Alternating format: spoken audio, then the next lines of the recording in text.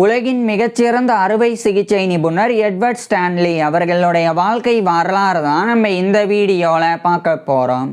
1793 ஜூலை 3 அன்னைக்கு இங்கிலாந்துடைய லண்டனில் இருக்கிற சிட்டி ஆஃப் லண்டனில் எட்வர்ட் ஸ்டான்லிக்கும் மிஸ்ஸஸ் பிளிசர்ட் ஸ்டான்லிக்கும் மகனாக பிறக்கிறார். எட்வர்ட் ஸ்டான்லி இவருடைய அப்பா ஒரு பிஸ்னஸ் மேனாக, அதாவது தொழிலதிபராக இருந்திருக்கிறாங்க. இதனால் இவருடைய குடும்பம் நல்ல நிலையில் வாழ்ந்து வந்திருக்கிறாங்க. குடும்பம் நல்ல நிலையில் வாழ்ந்து வந்தனால எட்வர்ட் ஸ்டான்லி குழந்தை பருவத்திலிருந்தே மிகவும் மகிழ்ச்சியான வாழ்க்கையை வாழ தொடங்கியிருந்தாங்க. இந்த நிலையில் 1796ஆம் ஆண்டு எட்வர்ட் ஸ்டான்லிக்கு வெறும் 3 வயது இருக்கும்போது இவருடைய அப்பா இவரை படிக்க வைக்கிறதுக்காக சிட்டி ஆஃப் லண்டன்லேயே இருக்கக்கூடிய ஒரு பிரைமரி ஸ்கூலில் இவரை சேர்த்துறாங்க. அது ஒரு ப்ரிப்பரட்டரி ஸ்கூலாக இருந்தது. அதாவது அங்கு 6th கிரேட் வரைக்கும் படிக்கிறதுக்கு உண்டான ஃபெசிலிட்டிஸ் இருந்தது. ஸோ அங்கு சேர்ந்து எட்வர்ட் ஸ்டான்லி இவருடைய ஆரம்ப கல்வியை படிக்க ஆரம்பிச்சிருந்தாங்க. ஆரம்ப கல்வியின் போதிலிருந்தே எட்வர்ட் ஸ்டான்லி ரொம்பவும் ஆர்வத்தோட பள்ளி பாடங்களை படித்து வந்தாங்க. பிறகு 1801ஆம் ஆண்டு இவருடைய 8 வயதில் எட்வர்ட் ஸ்டான்லி இவருடைய ஆரம்ப கல்வியை முடிச்சிடுறாங்க. பிறகு அதே பிரைமரி ஸ்கூலில் 6th கிரேடும் படிக்கிறதுக்கு உண்டான ஃபெசிலிட்டி இருந்தனால 6th கிரேடையும் எட்வர்ட் ஸ்டான்லி அதே அந்த லோக்கல் பிரைமரி ஸ்கூல்லையே அடுத்த ஓராண்டு படிக்கிறாங்க. இதுக்கப்புறமா 1802ஆம் ஆண்டு ஏப்ரல் மாதம் எட்வர்ட் ஸ்டான்லி இவருடைய 6th கிரேடையும் முடிச்சிடுறாங்க. இதுக்கப்புறமா இவருடைய அப்பா இவருடைய ஹையர் எஜுகேஷனுக்காக அந்த லண்டன்லேயே இருக்கக்கூடிய மெர்ச்சன்ட் டைலர் ஸ்கூலில் இவரை சேர்த்துடுறாங்க. அது ஒரு பப்ளிக் டே ஸ்கூல். இந்த ஒரு மெர்ச்சன்ட் டைலர் ஸ்கூல் அப்படின்றது அந்த ஒரு காலகட்டத்தில் இவர் படிக்கிற காலகட்டத்தில் லண்டனில் தான் இருந்தது. இப்போ அது ப்ரெசண்டில் நிகழ் காலகட்டத்தில் இங்கிலாந்துடைய ஹார்ட்ஃபோர்ட்ஷையரில் இருக்கிற நார்த்வுட் அங்கே தான் இந்த ஒரு மெர்ச்சன்ட் டைலர் ஸ்கூல் அப்படின்றது இருந்து வருது. இருந்தாலும் இவர் படிக்கும்போது லண்டனில் இருந்தனால ஸோ லண்டன்லேயே இருந்த அந்த மெர்ச்சன்ட் டைலர் ஸ்கூலில் இவருடைய அப்பா இவரை சேர்க்கிறாங்க. அங்கு சேர்ந்து 1802 ஏப்ரலில் இருந்து எட்வர்ட் ஸ்டான்லி இவருடைய ஹையர் எஜுகேஷன் உயர்கல்வியை படிக்க ஆரம்பிச்சிருந்தாங்க. உயர்கல்வியின் போது கிரீக், லட்டின் போன்ற கிளாசிக்கல் லாங்குவேஜஸை எட்வர்ட் ஸ்டான்லி கற்றுக்கிட்டு வந்தாங்க. இதுக்கப்புறமா படிப்படியாக எட்வர்ட் ஸ்டான்லிக்கு மருத்துவத்தின் மீது ஆர்வம் ஏற்படுது. இதனால் உயர்கல்வியின் போதே எட்வர்ட் ஸ்டான்லி மருத்துவம் படித்து மருத்துவர் ஆகணும் அப்படின்னு டிசைட் பண்ணிடுறாங்க. இதனால் இவருடைய பள்ளி பாடங்களை ரொம்ப வேகமாக எட்வர்ட் ஸ்டான்லி படித்து வந்தாங்க. இதே காலகட்டத்தில் எட்வர்ட் ஸ்டான்லியோடைய அம்மாவுடைய பிரதர், அதாவது எட்வர்ட் ஸ்டான்லியோடைய அங்கிள் ஒருத்தர் தாமஸ் பிளிசர்ட் அப்படின்னு இருந்தாங்க. அவரும் ஒரு சர்ஜன், அறுவை சிகிச்சை நிபுணராக இருந்தாங்க. அவர் குறிப்பாக லண்டன்லேயே இருக்கக்கூடிய லண்டன் ஹாஸ்பிட்டலில் ஒரு சர்ஜனாக பணிபுரிஞ்சு வந்தாங்க. ஸோ அவர்கிட்ட எட்வர்ட் ஸ்டான்லி இந்த மாதிரி மருத்துவம் படித்து மருத்துவர் ஆகணும் அப்படின்ற இவருடைய ஆர்வத்தை தெரிவிக்கிறாங்க. அதுக்கப்புறமா இவருடைய அங்கிளான அந்த தாமஸ் பிளிசர்ட் அவர் எட்வர்ட் ஸ்டான்லிக்கு மருத்துவம் படித்து நீயும் சர்ஜன், அறுவை சிகிச்சை நிபுணர் ஆகணும் அப்படின்னு இவருக்கு அறிவுரை கொடுக்குறாங்க. ஸோ அதெல்லாம் ஏற்றுக்கிட்டு எட்வர்ட் ஸ்டான்லி ரொம்ப வேகமாக இவருடைய பள்ளி பாடங்கள் படித்து 1808ஆம் ஆண்டு இவருடைய 15 வயதிலேயே எட்வர்ட் ஸ்டான்லி இவருடைய ஹையர் எஜுகேஷனை அந்த மெர்ச்சன்ட் டைலர் ஸ்கூல்ல இருந்து முடிச்சிடுறாங்க. அப்போதைய லண்டனில் இருந்த மெர்ச்சன்ட் டைலர் ஸ்கூல்ல இருந்து எட்வர்ட் ஸ்டான்லி இவருடைய 15 வயசுலேயே இவருடைய ஹையர் எஜுகேஷனை முடிச்சிடுறாங்க. இதுக்கப்புறமா எட்வர்ட் ஸ்டான்லி அதே லண்டனில் இருக்கிற சிட்டி ஆஃப் லண்டன், இவர் பிறந்த சிட்டி ஆஃப் லண்டன், அங்கே இருக்கக்கூடிய Saint Bartholomew's hospital medical school, அங்கே இவர் ஒரு ஸ்டூடெண்ட்டாக, மெடிக்கல் ஸ்டூடெண்ட்டாக 1808ஆம் ஆண்டு ஜாயின் பண்ண போகிறாங்க. அப்போ அங்கே தாமஸ் ராம்ஸ்டன் அப்படின்னு சொல்லி ஒரு சர்ஜன், அறுவை சிகிச்சை நிபுணர் இருந்தாங்க. அவருக்கு கீழே 1808ஆம் ஆண்டிலிருந்து எட்வர்ட் ஸ்டான்லி ஒரு அப்ரெண்டிஸாக ஜாயின் பண்ணுறாங்க. அவர் செயின்ட் பார்த்தாலமியூஸ் ஹாஸ்பிட்டல் அப்படின்ற டீச்சிங் ஹாஸ்பிட்டலில் ஒரு சர்ஜனாக ஒர்க் பண்ணி வந்தாங்க. அதாவது லண்டனுடைய சிட்டி ஆஃப் லண்டன்ல செயின்ட் பார்த்தாலமியூஸ் ஹாஸ்பிட்டல் இருக்குது.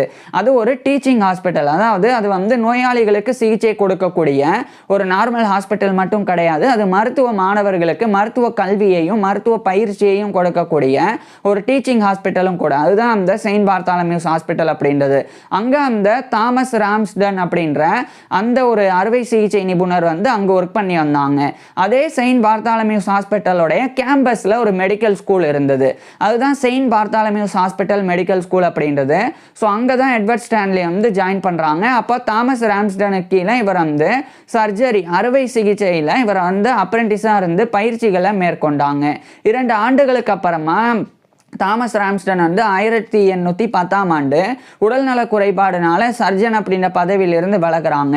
இதுக்கப்புறம் ஜான் அபர்னதி அப்படின்னு சொல்லி ஒரு அறுவை சிகிச்சை நிபுணர், அவரு கீழே எட்வர்ட் ஸ்டான்லி போய் 1810ஆம் ஆண்டு ஜாயின் பண்ணிடுறாங்க. இந்த ஜான் அபர்னதியோடைய வாழ்க்கை வரலாறு நம்ம ஏற்கனவே பார்த்துருக்குறோம். ஸோ அவர் கீழே எட்வர்ட் ஸ்டான்லி வந்து ஒரு ஸ்டூடெண்டாக மெடிக்கல் ஸ்டூடெண்டாக ஜாயின் பண்ணுறாங்க. அதுக்கப்புறம் அவர்கிட்ட இருந்து சர்ஜிக்கல் ட்ரைனிங்கை பெற்று வந்தாங்க. அதுக்கப்புறம் அந்த செயின்ட் பார்த்தாலமியூஸ் ஹாஸ்பிட்டல் மெடிக்கல் ஸ்கூல்ல இவர் வந்து MBCHB படிக்க ஆரம்பிக்கிறாங்க. MBCHB அப்படின்னா லட்டின்ல மெடிசனே பேக்லோரேஸ் சர்ஜரி அப்படின்னு எக்ஸ்பான்ஷன். இதுவே வந்து இங்கிலீஷ்ல MBBS bachelor of medicine and bachelor of surgery. இதை தான் எட்வர்ட் ஸ்டான்லி வந்து அந்த செயின்ட் பார்த்தாலமியூஸ் ஹாஸ்பிட்டல் மெடிக்கல் ஸ்கூல்ல படிக்க ஆரம்பிக்கிறாங்க.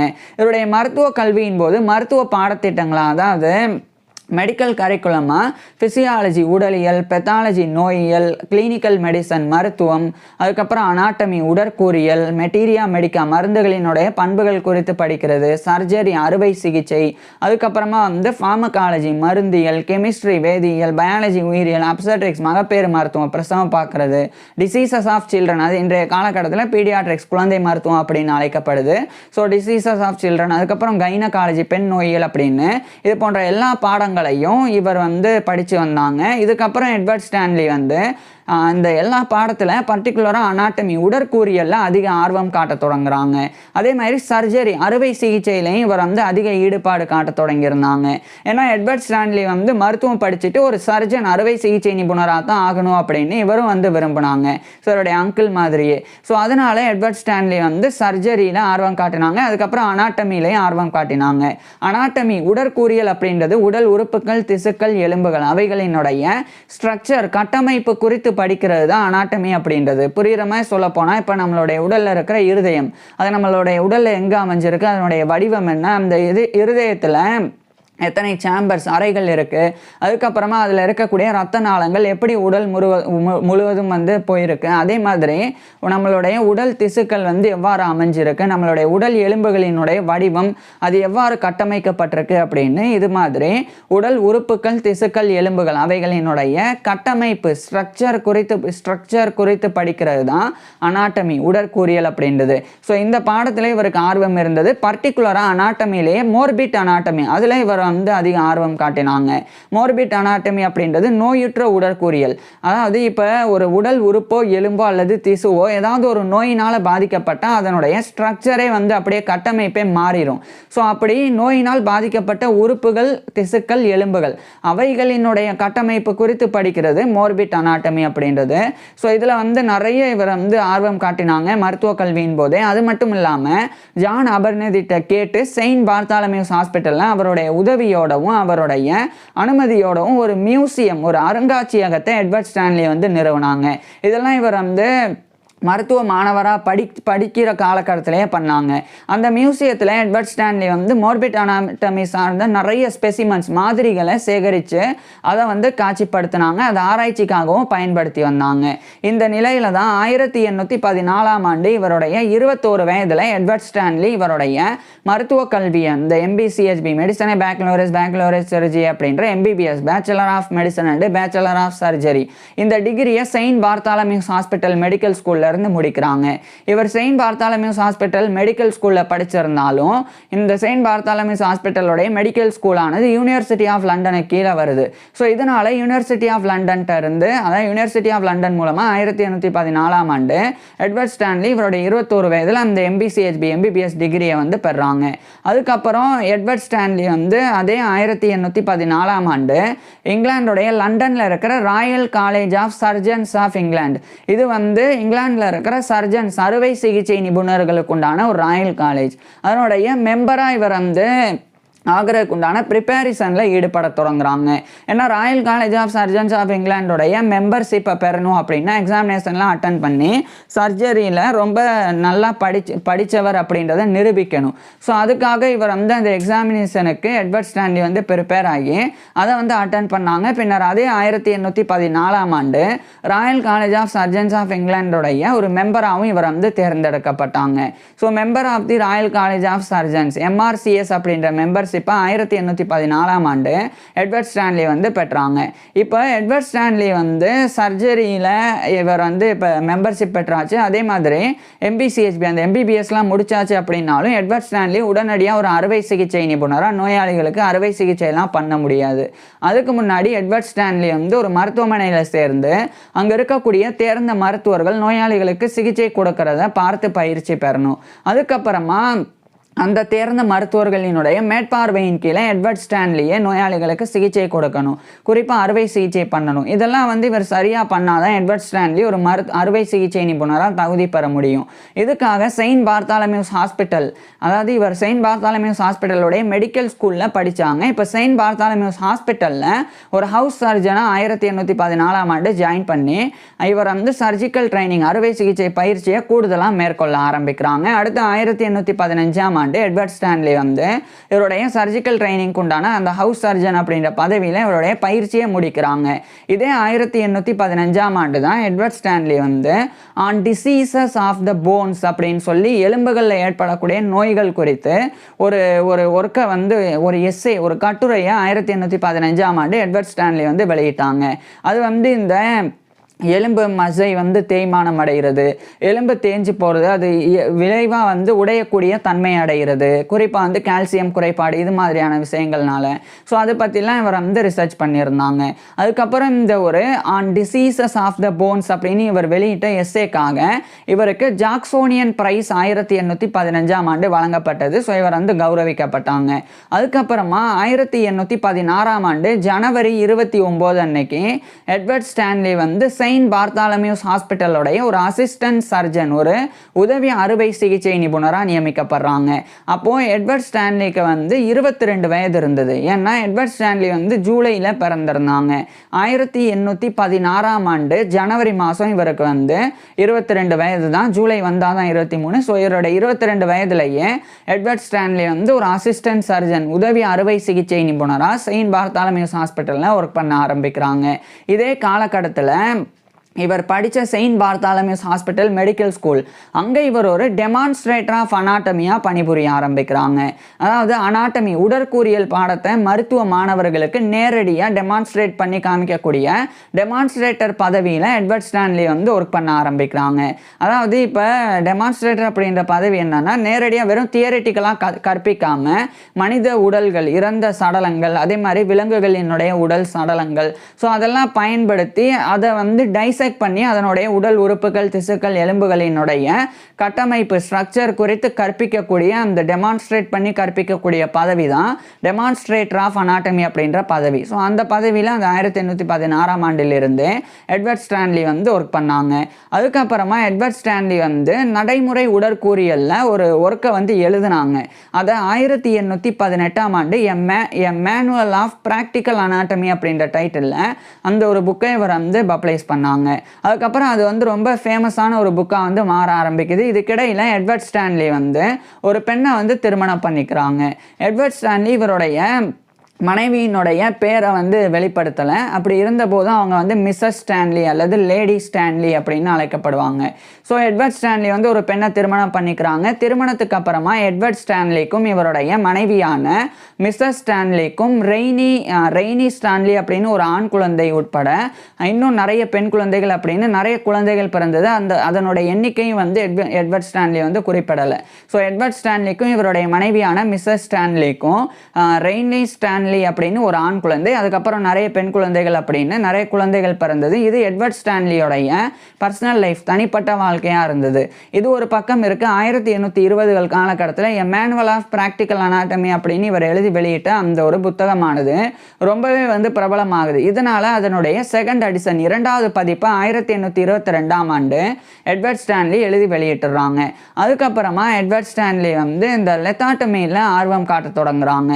லெத்தாட்டமி அப்படின்றது வந்து இந்த கிட்னி, அதாவது குறிப்பாக வந்து சிறுநீரகம், சிறுநீர் பாதை, சிறுநீர் பை அதிலெல்லாம் இருக்கக்கூடிய கற்கள், அந்த சிறுநீர் கல் அப்படின்றது அதை வந்து அறுவை சிகிச்சை மூலமாக நீக்கக்கூடிய அந்த ஒரு சர்ஜிக்கல் ப்ரொசீஜர் தான் லித்தாட்டமி அப்படின்னு அழைக்கப்படும். ஸோ அதில் எட்வர்ட் ஸ்டான்லி வந்து ஆர்வம் காட்டினாங்க. ஏன்னா அந்த காலகட்டத்திலலாம் மயக்க மருந்து அப்படின்றது அனஸ்தீசியா வந்து கண்டுபிடிக்கப்படாத ஒரு காலகட்டம். ஸோ அப்படியான காலகட்டத்தில் அறுவை சிகிச்சை பண்ணுறது அப்படின்றது சாதாரணமான விஷயம் கிடையாது, மிகவும் சவால் மிகுந்தது. குறிப்பாக 2 சவால்கள். ஒன்று வந்து இப்போ ஒரு நோயாளிக்கு அறுவை சிகிச்சை பண்ணணும் அப்படின்னா மயக்க மருந்து இல்லாதனால அவர் முழிச்சிருக்கும் போதே அறுவை சிகிச்சை பண்ணணும். அப்படி முழிச்சிருக்கும் போதே அவருக்கு அறுவை சிகிச்சை பண்ணணும் அப்படின்னா அவருக்கு வந்து பயங்கரமாக வலி ஏற்படும். அந்த வலி ஏற்படுறனால நிறைய நோயாளிகள் வந்து அது பயங்கரமாக வந்து சத்தம் போடுவாங்க.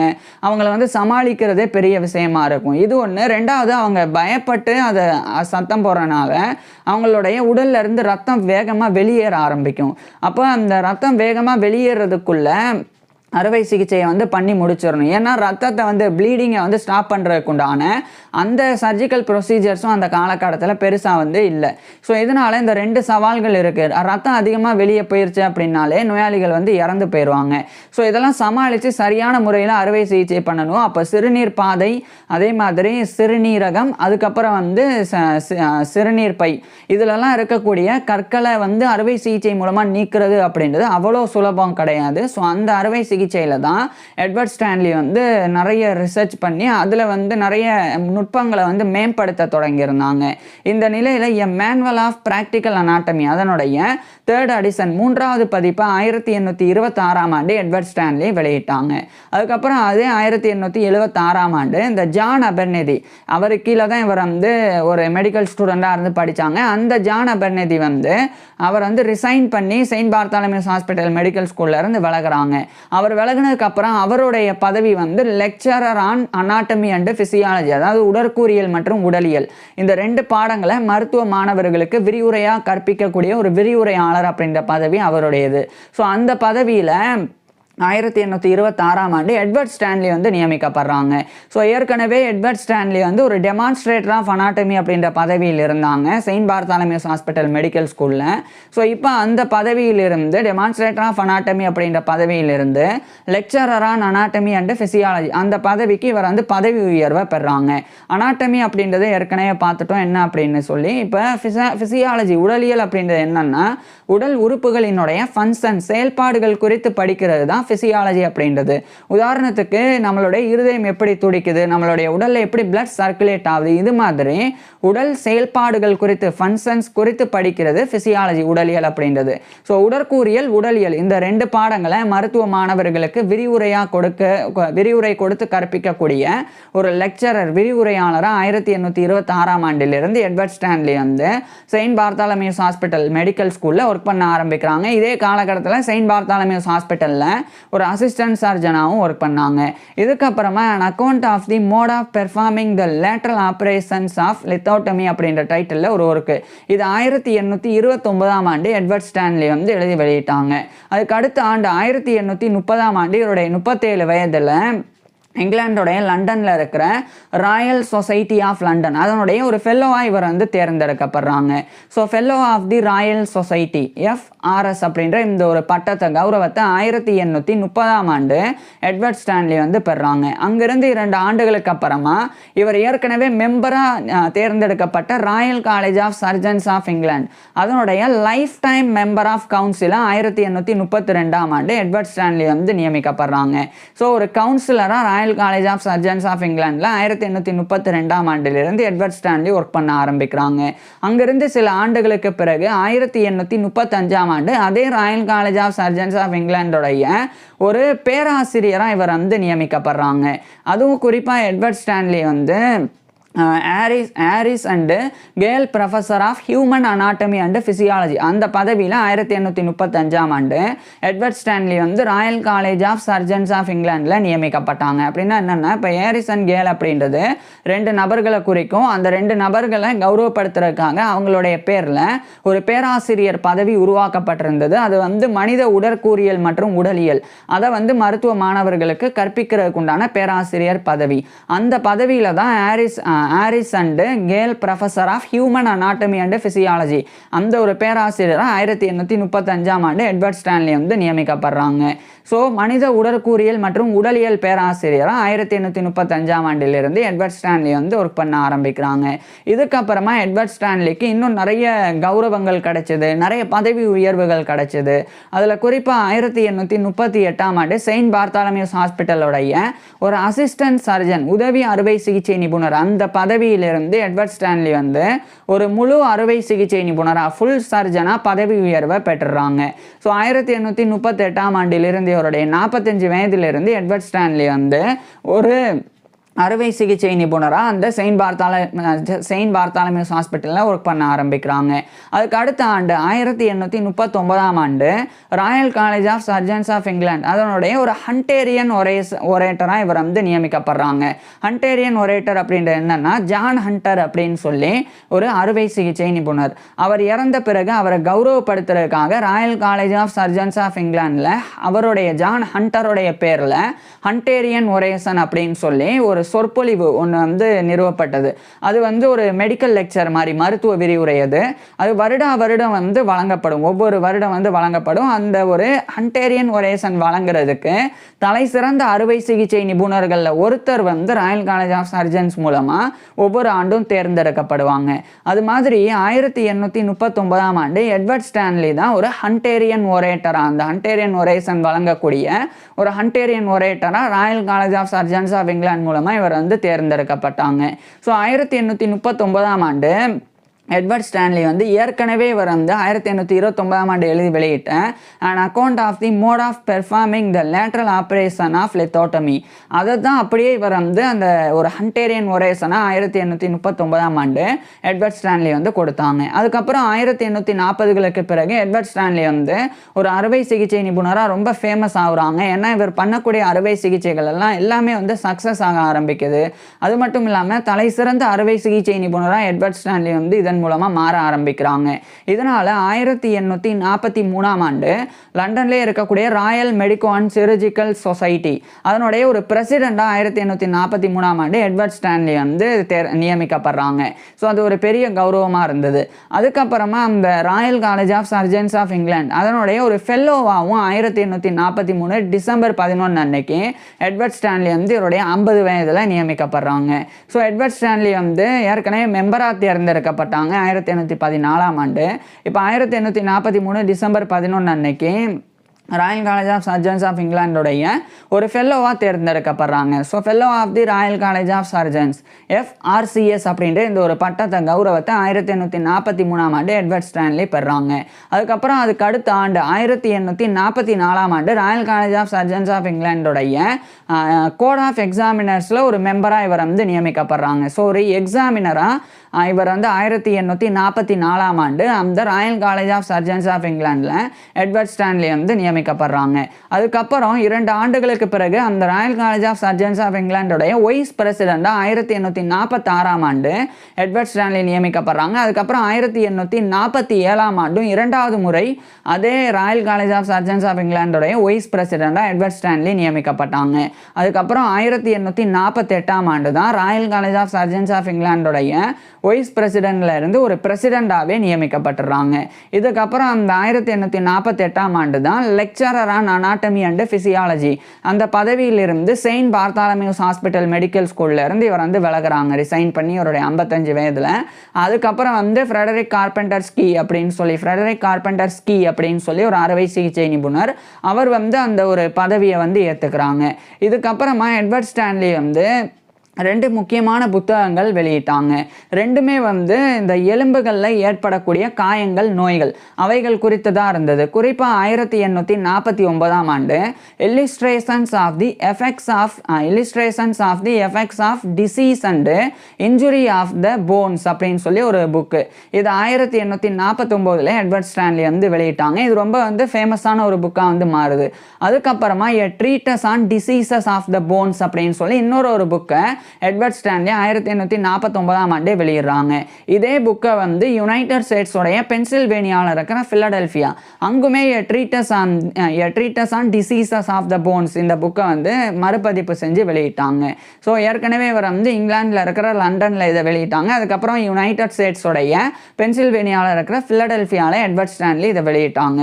இதுக்கப்புறம் 1850கள் காலகட்டத்தில் எட்வர்ட் ஸ்டான்லியினுடைய புத்தகங்களானது ரொம்ப ஸ்டாண்டர்டான புத்தகங்களாக மாற தொடங்கியிருந்தது. குறிப்பாக வந்து இவர் கடைசி எழுதின a treatise on diseases of the bones அது வந்து the pathology of the subject of bone disease அப்படின்னு அங்கீகரிக்கப்பட்டது. அந்தளவுக்கு எட்வர்ட் ஸ்டான்லியோடைய புத்தகமானது ரொம்ப முக்கியமானதாக இருந்தது. இதன் காரணமாக இவர் இன்னும் கூடுதலாக பல கௌரவங்கள் பெற்றாங்க. குறிப்பாக 1855ஆம் ஆண்டு 3வது முறை Royal college of surgeons of இங்கிலாந்துடைய வைஸ் பிரசிடெண்டாக இவர் வந்து தேர்ந்தெடுக்கப்பட்டாங்க. அதுக்கப்புறம் அந்த Royal college of surgeons of இங்கிலாந்துடைய மிட்வைஃபரி போர்டு அதுக்குண்டான ஒரு சேர்மனாக 1856ஆம் ஆண்டு எட்வர்ட் ஸ்டான்லி நியமிக்கப்பட்டாங்க. மேலும் அதே 1856ஆம் ஆண்டு 4வது முறை Royal college of surgeons of இங்கிலாந்துடைய வைஸ் பிரசிடெண்டாக இவர் வந்து தேர்ந்தெடுக்கப்பட்டாங்க. அதுக்கப்புறம் 1857ஆம் ஆண்டு அந்த Royal college of surgeons of இங்கிலாந்துடைய ஒரு பிரசிடெண்டாகவே 2வது முறை தேர்ந்தெடுக்கப்படுறாங்க. இதே காலகட்டத்தில் இவர் வந்து அந்த ராயல் காலேஜ் ஆஃப் சர்ஜன்ஸோடைய மிட்வைஃபரி போர்டோடைய சேர்மனாகவும் தொடர்ந்து பணிபுரிஞ்சாங்க. மிட்வைஃபரி போர்டு அப்படின்னா என்னன்னா இது வந்து இந்த மகப்பேறு மருத்துவம் பிரசவம் பார்க்குறது சம்மந்தப்பட்ட ஒரு வாரியம். ஸோ அதனுடைய சேர்மனாக எட்வர்ட் ஸ்டான்லி இருந்தாங்க. அதுக்கு அடுத்த ஆண்டு மிகப்பெரிய கௌரவத்தை எட்வர்ட் ஸ்டான்லி பெற்றாங்க. அதாவது இங்கிலாந்தில் யுனைடெட் கிங்டமுடைய அப்போதைய குயினான குயின் விக்டோரியா அவங்களுக்குண்டான ஒரு சர்ஜன் எக்ஸ்ட்ராடினரியாக 1858ஆம் ஆண்டு எட்வர்ட் ஸ்டான்லி நியமிக்கப்பட்டாங்க. ஸோ எட்வர்ட் ஸ்டான்லி தான் குயின் விக்டோரியாவுக்கு ஒரு அறுவை சிகிச்சை நிபுணராக இருந்தாங்க. அவங்களுக்கு ஏதாவது அறுவை சிகிச்சை பண்ணணும்னா எட்வர்ட் ஸ்டான்லி தான் வந்து 1858 இங்கிலாந்தில் பண்ணுவாங்க. ஸோ அந்த ஒரு பெரிய ஒரு அப்போதைய யுனைடெட் கிங்டமுடைய குயினுக்கே வந்து இவர் ஒரு சர்ஜன் எக்ஸ்ட்ராடினரியாக நியமிக்கப்பட்டது இவருக்கு கிடைக்கக்கூடிய மிகப்பெரிய ஒரு கௌரவமாக இருந்தது. இதனாலையும் எட்வர்ட் ஸ்டான்லி வந்து புகழ் பெற்றாங்க. இதுக்கப்புறம் தொடர்ச்சியாக எட்வர்ட் ஸ்டான்லி வந்து ஒர்க் பண்ணாங்க. அதுக்கப்புறம் இறுதி 1861ஆம் ஆண்டு எட்வர்ட் ஸ்டான்லி வந்து செயின்ட் பார்த்தாலமியூஸ் ஹாஸ்பிட்டலுடைய சர்ஜன் அறுவை சிகிச்சை நிபுணர் அப்படின்ற பதவியிலிருந்து இவருடைய 68 வயதில் ரிட்டையர் ஆயிடுறாங்க. என்னதான் எட்வர்ட் ஸ்டான்லி வந்து ரிட்டையர் ஆகிட்டாலும் தொடர்ச்சியாக அந்த செயின்ட் பார்த்தாலமியூஸ் ஹாஸ்பிட்டலுக்கு வீக்லி ஆப்ரேஷன் ஆஃப் சாட்டர்டேஸ் அப்போ வந்து வருவாங்க. அதாவது ஒவ்வொரு சாட்டர்டேவும் வந்து வீக்லி ஆப்ரேஷன் அப்படின்னு ஒவ்வொரு அறுவை சிகிச்சை வந்து நோயாளிகளுக்கு பண்ணுவாங்க. அப்படி நோயாளிகள் பாதிக்கப்பட்டிருந்தால் அவங்க கரெக்டாக அந்த சாட்டர்டே வந்து அறுவை சிகிச்சைக்கு உள்ளாகுவாங்க. ஸோ அந்த நாட்கள் முழுவதும் இவர் வந்து அட்வைஸ் பண்ணுறதுக்காக கன்சல்டன்சி கொடுக்கறதுக்காக தொடர்ந்து எட்வர்ட் ஸ்டான்லி வந்து ரிட்டையர்மெண்ட்டுக்கு அப்புறமாவும் அந்த செயின்ட் பார்த்தாலமியூஸ் ஹாஸ்பிட்டலுக்கு தொடர்ந்து வந்தாங்க. இந்த நிலையில தான் 1862 மே 24 அன்னைக்கு ஒரு நோயாளிக்கு வந்து கடுமையான மூட்டு வீக்கம் இருந்தது. அப்போ அது வந்து ஆஸ்ட்ரியோ ஆர்த்ரைட்டிஸ் இருக்கும் அப்படின்னு எட்வர்ட் ஸ்டான்லி வந்து அந்த நோயாளியை எக்ஸாமின் பண்ணி ரொம்ப ஃபேமஸான வில்லியம் லாரன்ஸ் அப்படின்ற ஒரு அறுவை சிகிச்சை நிபுணர் அவர்கிட்ட வந்து தெரிவிக்கிறாங்க. இந்த தெரிவித்த உடனடியாக எட்வர்ட் ஸ்டான்லி வந்து அதுக்கப்புறமே வந்து தலை சுற்றி கீழே விழுந்துடுறாங்க. உடனடியாக இவரை வந்து பெட்டுக்கு கொண்டு போகிறாங்க. அதுக்கப்புறம் எட்வர்ட் ஸ்டான்லி வந்து முழிச்சிட்டு நான் நல்லா தான் இருக்கேன் அப்படின்னு சொல்கிறாங்க. இருந்தாலும் மறுபடியும் வந்து கோமாக்கு போகிறாங்க. அப்போ அவருக்கு வந்து செரிப்ரல் ஹெமரேஜ் அப்படின்ற ரத்தப்போக்கு வந்து மூளையில் ஏற்பட்டிருக்கு அப்படின்னு தெரிய வருது. அதுக்கப்புறம் அதனால் பாதிக்கப்பட்ட இவர் 1 மணி நேரத்துக்குள்ளேயே எட்வர்ட் ஸ்டான்லி வந்து அதே நாளில் இறந்தும் போயிடுறாங்க. ஸோ 1862 மே 24 அன்னைக்கு இவருடைய 68 வயதில் எட்வர்ட் ஸ்டான்லி வந்து இறந்து போயிடுறாங்க. இவர் ஜூலையில் பிறந்திருந்தனால மே மாதம் வந்து 68 வயசு தான். ஸோ 1862 மே 24 அன்னைக்கு இவருடைய 68 வயதில் எட்வர்ட் ஸ்டான்லி வந்து இறந்து போயிடுறாங்க. இறந்து போகிறதுக்கு 1 மணி நேரத்துக்கு முன்னாடி வரைக்கும் செயின்ட் பார்த்தாலமியூஸ் ஹாஸ்பிட்டலில் எட்வர்ட் ஸ்டான்லி வந்து ஒர்க் பண்ணாங்க. திடீர்னு தான் மயக்கம் போட்டு திடீர்னு வந்து எட்வர்ட் ஸ்டான்லி வந்து இறந்து போனாங்க. எட்வர்ட் ஸ்டான்லி இறந்து போயிருந்தாலும் இவருடைய புத்தகங்கள் இவரால் வந்து படைக்கப்பட்ட a manual of practical anatomy அதே மாதிரி a treatise on diseases of the bones இந்த 2 புத்தகங்களுமே இவருடைய இறப்பின் பிறகும் வந்து பயன்பாட்டுக்கு இருந்தது. இதுவே எட்வர்ட் ஸ்டான்லிக்கு மிகப்பெரிய ஒரு கௌரவம் இவருடைய இறப்பின் பிறகும் கூட. ஸோ இப்பேற்பட்ட எட்வர்ட் ஸ்டான்லி பற்றி நீங்கள் என்ன நினைக்கிறீங்க அப்படின்றத கீழே கமெண்ட்ஸில் சொல்லுங்கள். உங்களுக்கு எந்த மாதிரியான டாபிக்ஸில் இந்த மாதிரியான வீடியோஸ் வேணும் அப்படின்றதையும் கீழே கமெண்ட்ஸில் சொல்லுங்கள். தேங்க்யூ.